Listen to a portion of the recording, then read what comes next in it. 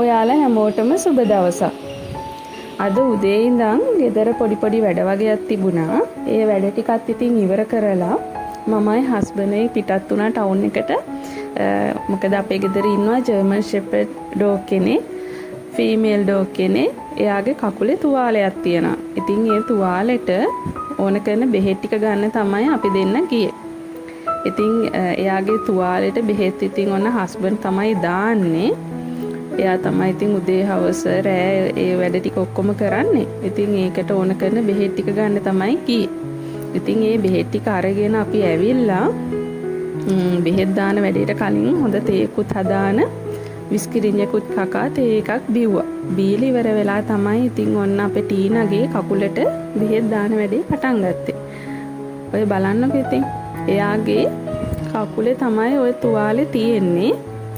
නියපොත්තක් එතන සම්පූර්ණයෙන් කැඩිලා තියෙනවා. එතන තමයි තුවාලේ තියෙන්නේ. ඇත්තරම මෙයා අපි බැඳලා නෙවෙයි තියෙන්නේ. ඉතින් රැටත් එළියේ ඉන්නේ. ඒ ඉන්නකොට ඉතින් යාලා රෑ තිස්සේ හෙට මෙහෙට දුවනවානේ. ඒ දුවනකොට කොහේ හරි පැටලිලා ওই නියපොත්ත කැඩිලා. එතන පළවෙනි දවසේ නා රෑ වෙනකොට පණුව ඇවිත් හිටියා. ඉතින් හස්බන්ඩ් එතන සුද්ධ කරා. පණුව සෑහෙන්න හිටියේ. පණුව ඔක්කොම අයින් කරලා සුද්ධ කරා. සාමාන්‍යයෙන් ඉතින් අපේ වගේ නෙවෙයි. සත්තුන්ගේ තුවාලයක් වුණාම ඉක්මනට පණුව වෙනවා. ඉතින් එතකොට යාළුවට ඉක්මනට බෙහෙත් ටික කරන්න ඕනේ. එහෙම නැත්නම් ඒක වැඩි වෙනවා. ඉතින් ওই විදිහට අපි ඉතින් පණුව ඒ ටික සුද්ධ කරලා බෙහෙත් දැම්මා. හැබැයි අපි ගාව තිබ්බ බෙහෙත් වලින් පණුව මැරෙන්නේ නැහැ. පණුව එළියට එන එක විතරයි වෙන්නේ. ඒකින්ද තමයි අපි දෙන්න ආයේ ටවුන් එකට ගිහිල්ලා වෙනම බෙහෙත් අරගෙන ආවේ. දැන් ඔය අපි අරගෙන ආව බෙහෙත් වලට නම් ඒ බෙහෙත් දැම්මහම ඇතුළේ ඉන්න පණුව මැරෙනවා. ඒ හින්දා ආයේ පණුව එන්නේ නැහැ. ඊට පස්සේ තව ස්ප්‍රේ එකක් ගහන්න තියෙනවා. එතකොට තුවාලේ වේලෙනවා. මැස්සෙක්වත් එන්නේ නැහැ. ආයේ පණුව එන්නේ නැහැ. ඉතින් මේ විදිහට උදේට දවල්ට හවසට බෙහෙත් ටික දාන්න ඕනේ. ඉතින් ඉස්සර නම් අපි මෙයාගේ තුවාලයක් ආවහම මෙයාව එක්කගෙන යනවා වෙට් කෙනෙක් ගාවට බෙහෙත් කරන්න. දැන් ඉතින් අපිට ඒක දැකලා ඒ කරන විදිහ බලන් ඉඳලම හුරු වෙලා දැන් හස්බන්ඩ් දන්නවා කොහොමද බෙහෙත් ටික දාන්න ඕනේ කියලා.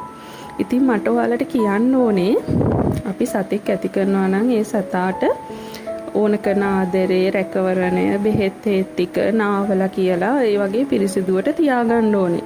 එහෙම නැත්නම් ඒ සතා ආසාවට දැකලා ගෙනල්ලා හදලා ඒ සතා කූඩු කරලා නාවන්නෙත් නෑ, හරියට කන්න බොන්න දෙන්නෙත් නෑ, තුවාලයක් අහම බෙහෙත් දාන්නෙත් නෑ. ඉතින් එහෙම හදන්න හොඳ නෑ. මොකද ඒ සතා ඇතරම් පව්. එහෙම හදන එක. මොකද මම දැකලා තියෙනවා සමහර මේ වගේම ජර්මන් ෂෙපර්ඩ් අය සමහර ගෙවල් වල ඉන්නවා. ඒ කට්ටිය දවසම කූඩු කරලා හදන්නේ. ඉතින් ඒ සතා පොඩ්ඩක්වත් එළියට දාන්නේ නැහැ. කූඩු ඇතුළෙම ජරා කරනවා. කූඩු ඇතුළෙම බත් කන්න දෙන්නේ. ඉතින් ඒ බත් අස් කරලා නැහැ. පිලුණු වෙලා ගඳ ගහනවා. ජරාවස් කරලා නැහැ. ඒවත් දවස් ගාණක් පරණ වෙලා. ඉතින් ඒ සතා හරියට අපායක ඉන්නා වගේ තමයි ඒ කූඩු ඇතුළේ ඉන්නේ. ඉතින් ඔයාලා හිතන්නකෝ අපි මේ වගේ කූඩුවක හිර කරොත් කොච්චර අමාරුද කියලා. අනිත් එක සත්තුන්ටත් හිතක් තියෙනවානේ. ඉතින් යාලා හැම කූඩු කරලා හැදුවාම යාලට ස්ට්‍රෙස් වෙනවා. අපි කියන්නේ ආතතිය කියලා.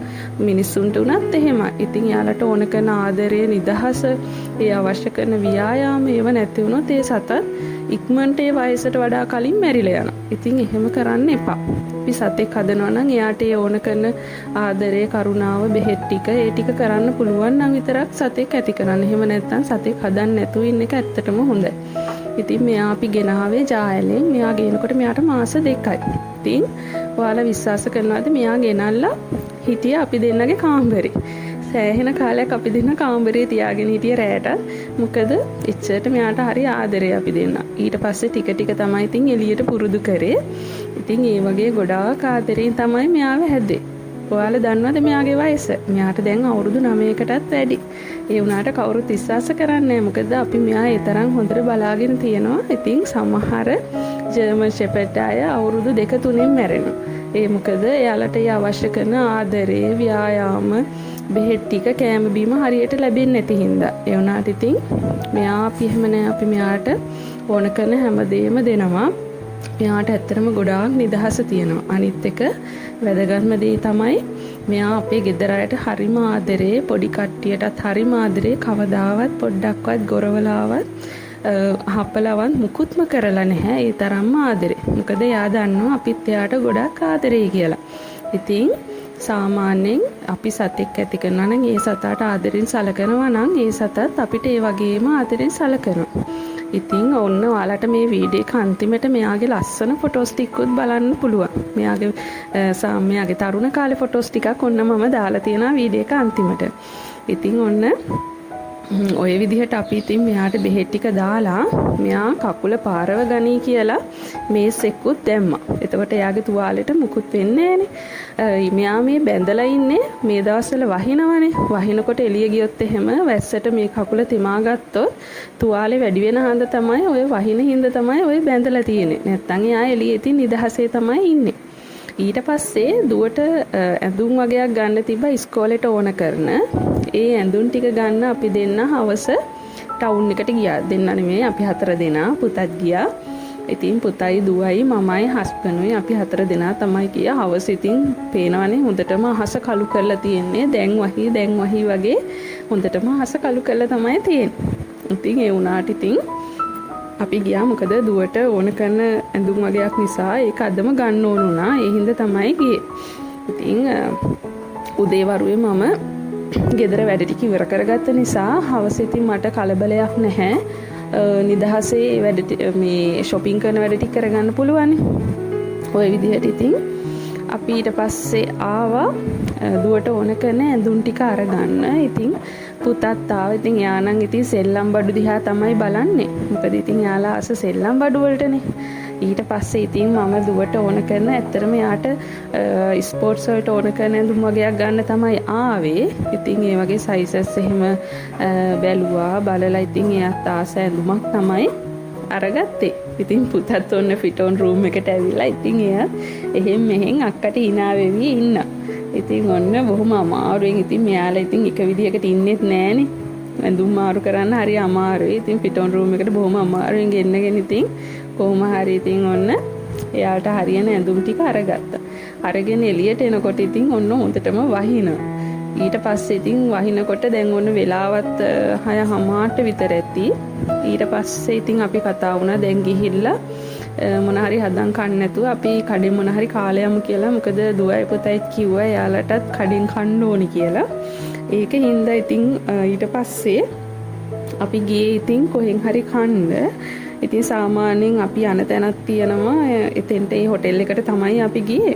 ඒ හොටෙල් එකට ගිහිල්ලා ඊට පස්සේ ඉතින් හැමෝම කිව්වා අපි ෆ්‍රයිඩ් රයිස් කමු කියලා. ඊට පස්සේ ඉතින් රයිස් එකක් අරගෙන කට්ටියම කෑවා. ඉතින් හවස ඉතින් මට ගෙදර ලොකුවට කරන්න වැඩක් තිබෙත් නැහැ. මොකද මං උදේවරුවේ ওই වැඩ ටික ඉවර කරලා තිබුණේ. ඒක හින්දා ඉතින් කෑම ටික කාලා යමු කියලා කඩෙන් ඊට පස්සේ ඉතින් ඔන්න අපි රෑ කෑමි කරගෙන ඊට පස්සේ ගෙදර ගියා. ඔන්න ඔය තියෙන ඉතින් මං අර කිව්ව ෆොටෝස් ටික බලන්නකො ෆොටෝස් ටික හොඳයිද කියලා. මේ ඉතින් එයා ඔය අපිත් එක්ක ගමන් ගියපුවා. එතකොට එයා ඉතින් මේ අපේ අම්මලාගේ ගෙදර ඔය වගේ ෆොටෝස් ටිකක් තමයි තියෙන්නේ. මේ තියෙන නම් ඉතින් එයා බර්ත්ඩේ එකට මං ඉතින් ඔය කාලේ පොඩි ට්‍රීට්මන්ට් එකක් එයාට දුන්න එකක්. ඔය තියෙන්නේ ඉතින් එයාට ඔය අවුරුදු 2ේදී වගේ ගත්ත ෆොටෝ එකක්. බලන්නකො හොඳයිද කියලා. ඉතින් තවත් ලස්සන වීඩියෝ එකකින් ආයෙත් දවසක හමු වෙමු.